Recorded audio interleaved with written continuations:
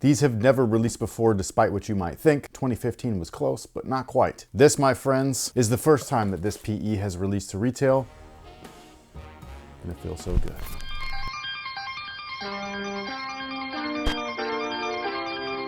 Hey, what's going on, guys? My name's Chris. Welcome back to the official WearTesters.com YouTube channel. Today we got a detailed look and breakdown on these bad boys right here. This is the Air Jordan 11 Low in the black and red, the playoff, the bread, whatever it is that you like to call them, go for it. But this is the Air Jordan 11 Low with patent leather in the black and red colorway, available at retail for the very first time since, well, ever.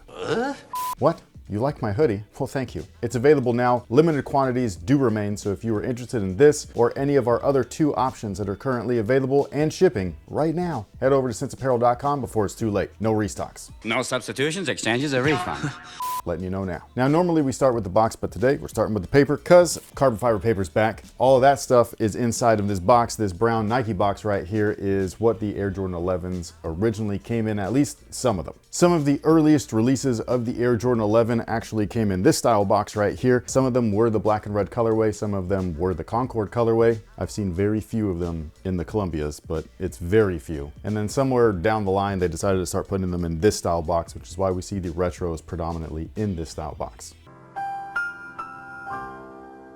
At least nowadays, because they're trying to give you the original flavor, the original feels, you know what I mean? They're trying to run things back and make everything feel like it used to, which I think is great. I think that doing that is the best way to really like keep your old customers while also trying to make new memories with new customers. Now, as for the shoe itself, a lot of you guys are like, nah man, these released in 2015. You actually reviewed them. I was able to grab the Air Jordan 11 Low Retros though, and the black and red colorway. Love this sneaker, love it more than the high. But these are a little bit different. I know that it gets muddled, especially when we've got multiple versions of the same colorway, especially when there are multiple versions of PEs in the same colorway, but I'm gonna break it down for you, don't worry.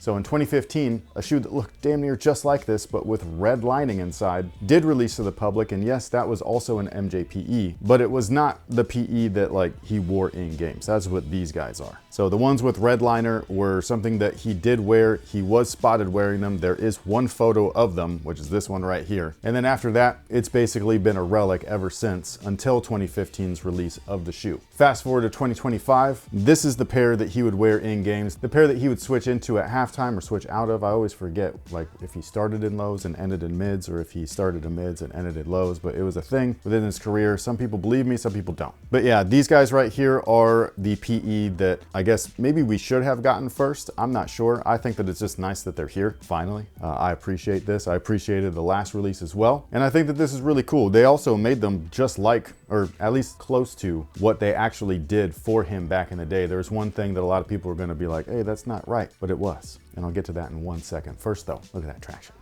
Man, this right here is just awesome. I love it. I love how it's anatomically accurate to the foot. I really love looking at Tinker's sketches of this shoe. It's probably one of my favorites of his. I just think that this is like one of his most outside of the box designs while still being within the box. He was thinking of the foot, its natural movement, mobility, but also how to enhance that stuff. And I think that that's really great. That's what footwear design is all about. Performance footwear design. One thing that I will say is that I do wish that the red outsole was what we had seen in the Bred Velvets for the women's release recently. Those had that candy red, really great glossy kind of outsole. These do not. This is very similar to the last black and red mid release. I think that was like what, 2019, something like that. But yeah, these are supposed to have like kind of a wet look to them. Kind of like what the Jordan 12 does. You know what I mean? Like it's supposed to be this type of like candy coated red. So if I'm gonna knock down points for anything, it's gonna be that. Outside of that though, I think that they're great. And then we still have the solid rubber herringbone traction pods. The rest of the outsole is clear, so that's great. The thing that a lot of people might be complaining about is actually the carbon fiber plate. As you can see, it's all black. The retail release of the mids was actually black and white. And then most of the people nowadays know the carbon fiber plate to just be the gray and black checkered. But if you pay attention to the PE, even though it's very small and minor, you can see that that carbon plate is all black. So again, they're paying attention to detail. They're being as accurate as they possibly can while bringing these PEs back. I think that that's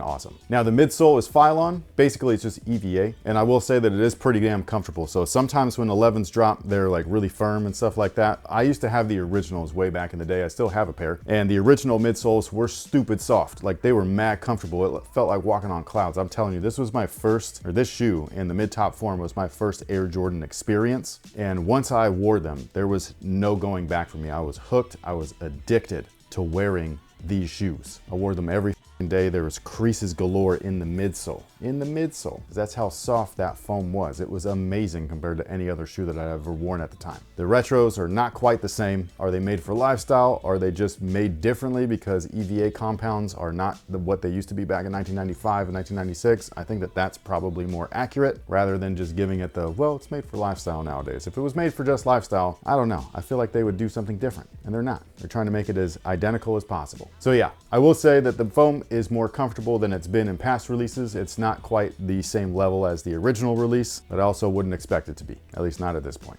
Inside that midsole, however, is a full-length air sole unit, and just in case you don't believe me, that's what's in there. Now, on top of all of that is the Dreamcell insole. This is not my favorite insole by any means, but it is what it is. You can always take this out and swap it out for anything else that you'd like. A Move baseline insole would be a good place to start without breaking the bank. And then the top liner looks just like this, with the Nike Air branding completely intact. Now, the upper is, I think, fantastic. This is just one of my favorite designs from the Air Jordan line. The signature line, 1 through whatever they're at now. Where are they at? 39?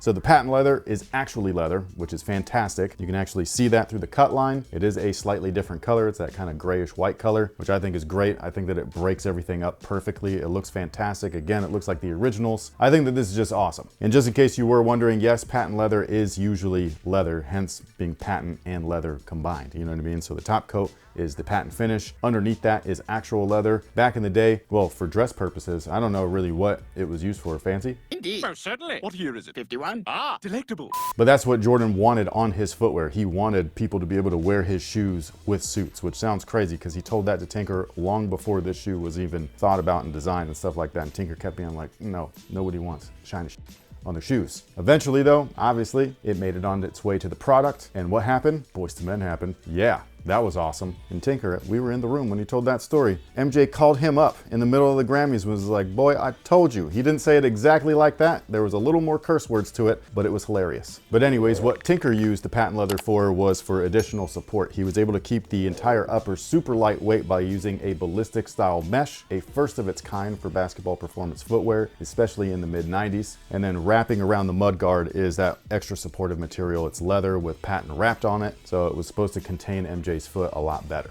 You have nylon speed lace loops throughout the upper. I would say that this type of speed lace system is not quite as efficient as it once was on something like, say, the Air Jordan 9. That's because those use plastic eyelets and these use nylon, so when you're rubbing the laces on them, there's a little bit of extra friction. Speaking of those laces, they are fat, they are round, and it was meant to mimic the basketball net. So I think that's pretty cool. The back of the heel does have a tiny bit of leather. It's supposed to, you know, be the mini version of this. Whoa, dream big!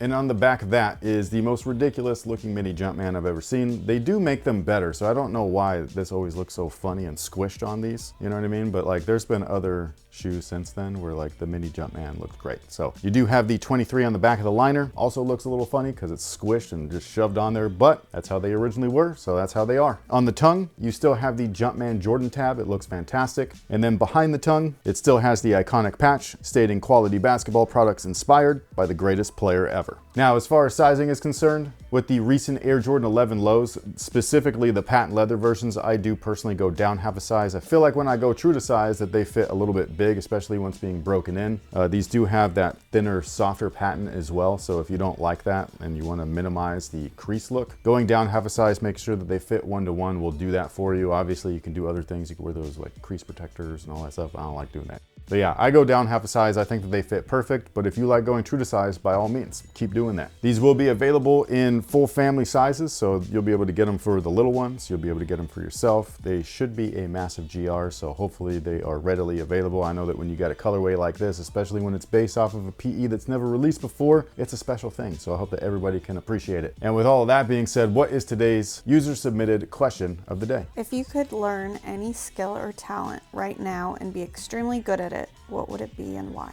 My first thought is guitar. I would really like to be able to play the guitar and do it really, really good. Not just like strum a few chords and maybe switch between them, because that's all I could do now. If I wanted to be like really, really good at something that's like really cool, maybe like some type of martial art or something like that, that'd be sick. You know what I mean? Like be a instant Power Ranger, that'd be cool. Not literally be a Power Ranger, even though maybe, I mean, if you run into a power coin. Go ahead, Zordon. Tommy, a hypebeast is in trouble. Get to the mall quickly. You've got it. It's morphin' time. Hypebeastosaurus!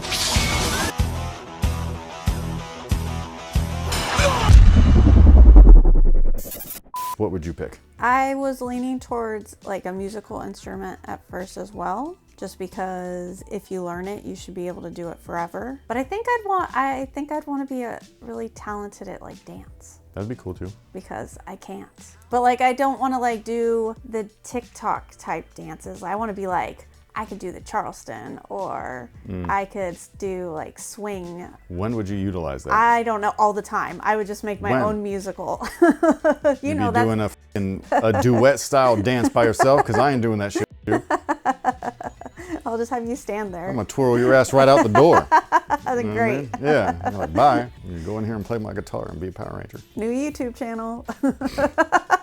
Anyways, what about you guys? If you guys could pick one talent or skill to master instantly, what would it be and why? Sound off below, let us know. On top of all of that, are you interested in grabbing a pair of these? I think that this is a fantastic release. It's about time that they came out with a great OG colorway with meaning behind it. Real history, a real story to tell. This is awesome. It's not manufactured hype. This is the real deal right here. It's great. But with all of that being said, sound off below, let us know. Thank you so much for being here. Thank you so much for watching. We greatly appreciate you guys spending your time with us. We'll catch you all in the next one. So until then, you guys have a good one.